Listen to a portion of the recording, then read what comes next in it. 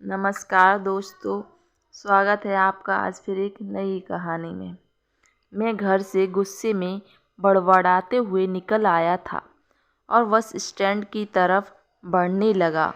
मैं मन ही मन बड़बड़ा रहा था, पता नहीं कितने पैसे छुपा के रखे हैं, लेकिन मेरे लिए एक बाइक नहीं ले सकते। अब मैं यहाँ से चला जाऊँगा, तब तक वापस नहीं आऊँगा जब तक मैं खुद अपने पैसों से बाइक नहीं खरीद लेता। इतना सोच ही रहा था, तभी मेरे पैर में मुझे कुछ चुभने का एहसास हुआ। देखा तो समझ आया कि जल्दबाजी में पापा के जूते पहन आया हूँ। उसमें कील उभरी हुई थी, जो मेरे पैर में बार बार घाव किए जा रही थी। लेकिन उस समय गुस्सा अधिक था, तो मैं बड़बड़ाते हुए आगे बढ़ गया। एकाएक मुझे याद आया कि मैं पापा का पर्स भी साथ ले आया हूँ। खुरापाती दिमाग में एक ख्याल आया, क्यों ना आज पापा के पर्स को चेक किया जाए, जिसे आज तक उन्होंने किसी को हाथ तक नहीं लगाने दिया। पता नहीं कौन सा खजाना छुपा के इस पर्स में रखा है, जो किसी को हाथ नहीं लगाने देते थे। जब मैंने पापा का पुराना पर्स खोलकर देखा तो उसमें पैसे तो नहीं थे, लेकिन पैसों की जगह एक डायरी रखी हुई थी। तब मैंने सोचा, ओह, ये तो खजाना छुपा रखा है। मैं समझ गया था कि यह पापा ने लिखा होगा कि किस से कितने पैसे लेने हैं और किसको कितने देने पैसे दिए हैं।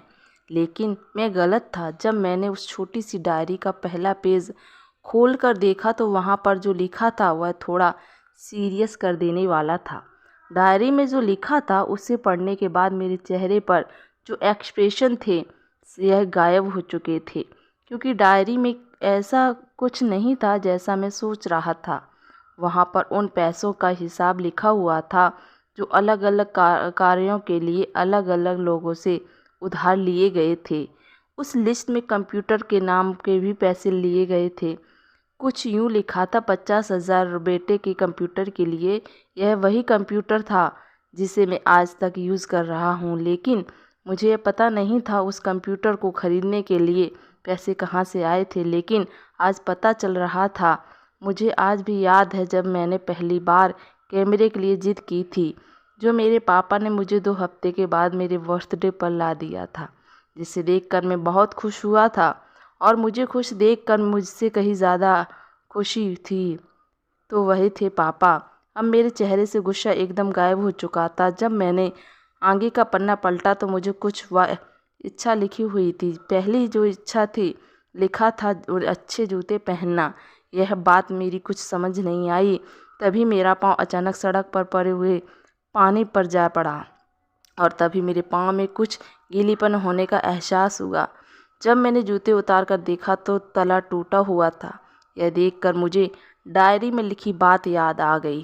तभी मुझे माँ पापा की कई बातें भी याद आ रही थीं कि कैसे माँ जब कहा करती थी पापा से, अब तो जूते पुराने हो गए हैं, नए ले लीजिए, तो पापा अक्सर कहकर टाल दिया करते थे, जूते अभी और चलेंगे, अभी कुछ दिन पहले ही तो लिए थे। मुझे आज समझ में आ रहा कि कितने दिन और चलेंगे। साथ ही यह समझ आ रहा कि पापा पैसे का क्या करते थे। तभी उस डायरी को पढ़ते हुए बस स्टैंड पर पड़ी बेंच पर आकर बैठ गया। जब उस डायरी का आखिरी पन्ना बचा हुआ था, उस पन्ने को जब मैंने पलट कर देखा तो वहाँ कल की डेट लिखी हुई थी। तारीख के नीचे लिखा हुआ था 50,000 रुपये बाइक के लिए। बस इतना पढ़ा और दिमाग सन रह गया। अब मेरे मन में कोई शिकवा गिला नहीं बचा था, बस मेरी आंखों में आंसू चले आ रहे थे। मुझे जब आज तक नहीं पता था तब मैं क्यों रोए जा रहा था। अब मैं जल्दी से घर की तरफ भागा, लेकिन जूते की वह कील पाँव में अब तक घाव बनाने में कामयाब हो चुकी थी। मैंने जूतों को रास्तों में ही निकाल कर फेंक दिया। भागते लड़खड़ाते हुए घर पहुंचा, लेकिन पापा घर पर नहीं थे। मैं समझ गया यह कहाँ गए। मैं सीधा पास वाली बाइक एजेंसी की तरफ भागा। पता नहीं आज कहाँ से इतनी ताकत आ गई कि मैं भागते हुए थक नहीं रहा था और भी बिना जूतों के नंगे पैर जैसे तैसे मैं बाइक एजेंसी पहुंचा।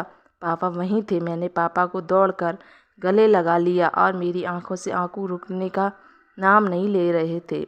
पापा को समझ नहीं पा रहे थे आखिर हो क्या रहा है, मैं क्यों रोए जा रहा हूँ। मैंने पापा से कहा, पापा मुझे मोटरसाइकिल नहीं चाहिए, आप अपने लिए जूते ले लीजिए। अब आज से मैं जो भी करूँगा अपनी मेहनत बलबूते पर पढ़कर करूँगा। मैं आज आपसे कहना चाहूँगी कि ठीक ऐसे ही होते हैं हमारे पिता। हम अक्सर देखते हैं कि हम अपनी माँ से हर बात शेयर करते हैं और माँ भी इसके बदले हमें बहुत प्यार देती है, लेकिन एक शख्स ऐसा भी होता है जो तुम्हें छुपकर प्यार करता है, वह होते हैं हमारे पापा। यह परिवार में एकमात्र ऐसा व्यक्ति होता है जो अपने बच्चों से उन्हें बिना जताए छिपकर प्यार करते हैं, खुद की इच्छाओं को मारकर बच्चों के लिए सपने देखता है और उनकी खुशी में ही खुश हो जाता है। मुझे नहीं पता कि आप अपने पेरेंट्स की इज़्ज़त करते हो या नहीं, लेकिन अगर आपके पास पेरेंट्स हैं तो बहुत खुश नसीब हो, क्योंकि इस दुनिया में बहुत लोगों से पेरेंट्स का प्यार नहीं नसीब होता है। अंत में मैं यही कहना चाहूँगी कि माँ बाप की भावनाओं का सम्मान करें। अगर आपको मेरी ये कहानी पसंद आई हो तो चैनल को सब्सक्राइब करें। धन्यवाद।